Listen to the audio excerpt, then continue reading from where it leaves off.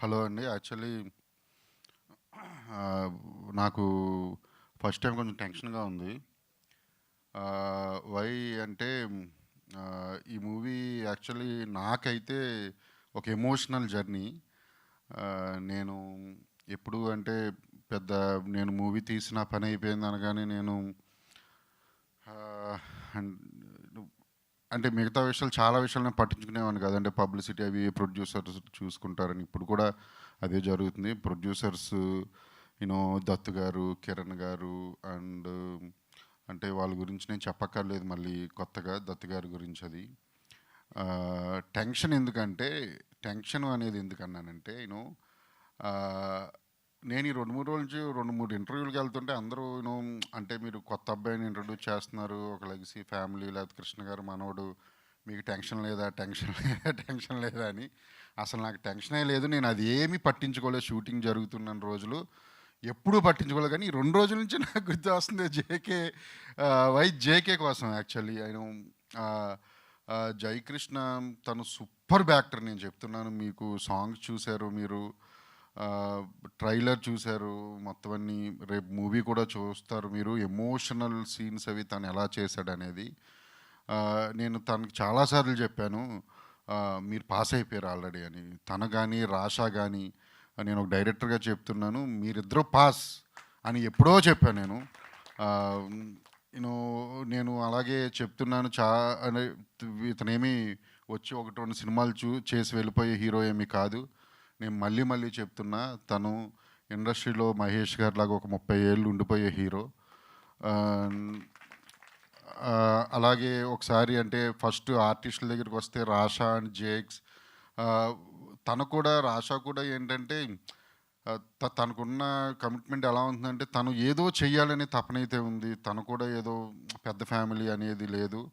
వీళ్ళిద్దరినీ తీసుకుని జర్నీ నాకు చాలా అద్భుతంగా ఉంది సినిమా. శ్రీనివాస్ మంగాపురం అండ్ చాలా లొకేషన్లో షూట్ చేసామని. మధ్యప్రదేశ్ చందేరి వెళ్ళాము. First time in south India అక్కడ షూట్ చేయడం.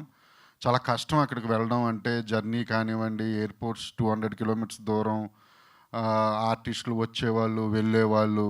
ఫస్ట్ టైం మన సౌత్ నుంచి వెళ్ళి అక్కడ షూట్ చేయడం. నాకు దత్తు గారు, కిరణ్ గారు కూడా అక్కడ నేను చెప్పిన వెంటనే లొకేషన్స్ బాగుంటాయి అక్కడ, మన సినిమా ఖచ్చితంగా షూట్ అవుతుందని కానీ నన్ను అక్కడికి పంపారు. అక్కడి నుంచి బళ్ళారి కంటిన్యూ షెడ్యూల్ చేశాము. ఓన్లీ ట్రావెలింగ్ అంతే, 1 డే గ్యాప్ ట్రావెలింగ్. అంటే అరేంజ్మెంట్స్, ప్రొడక్షన్ టీం కానివ్వండి అందరూ. బళ్ళారిలో షూటింగ్ చేసాము. మళ్ళీ అక్కడి నుంచి తిరుపతి వెళ్ళాము. తిరుపతి 2 షెడ్యూల్స్ చేసాము, వెరీ బిగ్ షెడ్యూల్స్. అండ్ అక్కడి నుంచి బెంగళూరు టెంపుల్ చేసాము అండ్ మున్నార్ వెళ్ళాము. అంటే ఇవన్నీ కూడా చాలా పెద్ద సినిమా ఇది. మీకు స్క్రీన్ మీద చూస్తుంటే మీకు ఈ సినిమా ఈ స్టైల్ ఆఫ్ లవ్ స్టోరీస్ అంటే ఈ మేకింగ్తో రావు మనకి ఇక్కడ తెలుగులో ఖచ్చితంగా. అంటే చిన్న rustic space and locations, visuals and songs, fights, scenes, making style, ఆర్టిస్టుల పర్ఫార్మెన్సెస్ అండ్ ప్రొడక్షన్ వాల్యూస్. మీరు సినిమా చూస్తే చాలా పెద్ద సినిమా అనుకుంటా అనేటట్టే ఉంది. నిజంగా పెద్ద సినిమానే.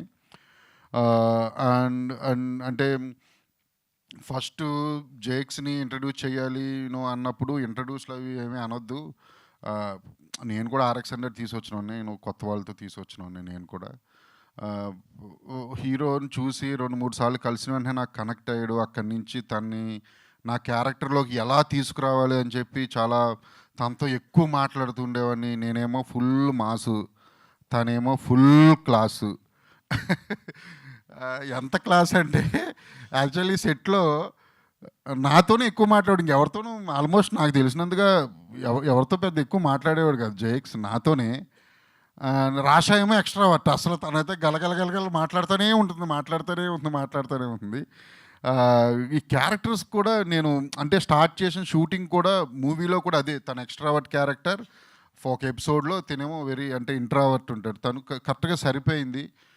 ఎప్పుడైతే షూటింగ్ వెళ్తూ ఉన్నాయో నా క్యారెక్టర్స్ ఒక్కొక్కళ్ళు ఎంటర్ అవుతూ ఉన్నారు. అంటే మూవీలో వెంకటప్ప నాయుడుగా చేసిన మోహన్ బాబు గారు, స్వతంత్ర బాబు, లేకపోతే బ్రహ్మాజీ గారు, ఇంకా వాసుకి గారు ఉన్నారు, కిక్షామ్ ఉన్నాడు. సో మెనీ క్యారెక్టర్స్ ఉన్నాయి ఇందులో. సో నాకు అర్థమైపోయింది సినిమా నేను అనుకున్నట్టే వస్తుంది, నా క్యారెక్టర్లన్నీ నేను చూడగలుగుతున్నాను అని. నేను అప్పుడే అన్నాను సినిమా మీరు హ్యాపీగా ఉండొచ్చు అని కిరణ్ గారికి. ఆహ్, మోహన్ బాబు గారి గురించి కూడా చెప్పాలి. మోహన్ బాబు గారు ఫస్ట్ ఆయనతో స్టార్ట్ చేసిందే చందేరిలో స్టార్ట్ చేసాం. ఒక 1000 ఇయర్స్ టెంపుల్‌లో షూట్ చేసాం అది. అది కూడా ఫస్ట్ టైం అక్కడ షూట్ చేయడం. ఆహ్, అక్కడ ఎంటర్ అయ్యారు. తను లుక్ విషయంలో కానివ్వండి, ఆయన చూపించుకున్న శ్రద్ధ కానివ్వండి, తన క్యారెక్టర్ రావడానికి నాతో ఆయన డిస్కషన్ చేసింది కానివ్వండి, నాకు ఇంకా గుర్తుంది. ఆయనే కాదు నరేష్ గారు కూడా. నరేష్ గారు స్వతంత్ర బాబు క్యారెక్టర్ సూపర్బ్ ఉంటుంది. సూపర్బ్ అంటే సూపర్బ్ ఉంటుంది. ఇది ఎలా చెప్పాలో నేను వెళ్ళిన వెంటనే ఫస్ట్ నరేష్ గారికి సారీ సార్, నేను ఈ క్యారెక్టరైజేషన్ ఏంటి అంటే ఒక చెత్త పరమ భూ క్యారెక్టర్ సార్ అన్న. అంటే అలాగే అంటే మీకు పర్వాలేదా సార్? హే! యాక్టర్ అన్నాక ఏదైనా చేయాలి. నువ్వు నన్ను క్యారెక్టర్ కోసం వచ్చావు. నేను ఆ క్యారెక్టర్‌లో పరకాయ ప్రవేశం చేస్తా అన్నారు. సీరియస్‌గా చెప్తున్నాను సార్. మీకు అందరికీ సినిమా చూడండి. మీకు నరేష్ గారు కనిపిస్తే ఒట్టు. మీకు స్వతంత్ర బాబే కనిపిస్తాడు అక్కడ. నో నేను మధ్యలో కూడా ఒకసారి ఎప్పుడైనా చిన్న అది ఏదైనా షార్ట్ రాకపోతే నేను దగ్గరికి వెళ్తే నాది బోక్ క్యారెక్టర్ కదా నాకు గుర్తుంది. నేను నవ్వుకోలేక చచ్చేవాడిని. అంటే క్యారెక్టరైజేషన్ అది చాలా బాగుంటుంది. త్రూ అవుట్ ఉంటుంది సినిమా అంతా. అండ్ బ్రహ్మాజీ గారికి ఆయనకి కాంబినేషన్ సీన్స్ కూడా చాలా బాగుంటాయి. మోహన్ బాబు గారి గురించి చాలా మాట్లాడాలి. ఆయన నన్ను చాలా సపోర్ట్ చేశారు. చాలా అంటే చాలా. నువ్వు ఎన్ని రోజులు అంటే అన్ని రోజులు వస్తానా జై, నువ్వు ఎలా అంటే అలా చేస్తా అన్నారు ఆయన. అంత పెద్ద ఆర్టిస్టు అండ్ అంత పెద్ద లెజెండరీ యాక్టర్ అయినా, హీరో అయినా, ప్రొడ్యూసర్ అయినా, ఒక యూనివర్సిటీ ఓనర్ అయినా ఏ రోజు నా దగ్గర చూపించలేదని, మా యూనిట్లో మా సెట్లో చూపించలేదు, అసలు ఎప్పుడూ చూపించలేదు. ఆయనకి ఎప్పటికీ నేను రుణపడి ఉంటాను మోహన్ బాబు గారికి. అలాగే ఎప్పటికీ మర్చిపోను కూడా ఆయన్ని. నేను ఎవరికైనా ఫస్ట్ సినిమా తర్వాత ఐ లవ్ యూ చెప్పాలంటే ఇద్దరికి చెప్తా. ఒకటి అది మా హీరోకి, 2 మోహన్ బాబు గారికి. తను నాకు చాలా సపోర్ట్ చేశారు నన్ను. అలాగే జేక్స్ కూడా రాషా వీళ్ళిద్దరి పెయిర్ బాగుంటుంది. స్టోరీ బాగుంటుంది అండ్ మేకింగ్ బాగుంటుంది. ఎమోషన్స్ అదిరిపోతాయి. సాంగ్స్ మీరు చూసారు, ఇంకా 2 సాంగ్స్ ఉన్నాయి. మ్యూజికల్ సినిమా, ఫైట్స్ అదిరిపోతాయి. బ్యాక్గ్రౌండ్ స్కోర్ నెక్స్ట్ లెవెల్, అసలు నెక్స్ట్ లెవెల్ ఉంటుంది. ఇది పక్కా అంటే నేను అంటే సినిమా నచ్చితే చూడండి అయ్యా లేకపోతే లేదులే అనే టైపే, కానీ ఎప్పుడు నేను ప్రత్యేకించి అడగలేదు ఎవరిని. నేను ఖచ్చితంగా చెప్తున్నాను, కృష్ణ గారి మీద ఇండస్ట్రీ వాళ్ళందరికీ, మీడియా మిత్రులకి అందరికీ ఎంత అభిమానం ఉందో నాకు తెలుసు, ఆడియన్స్కి.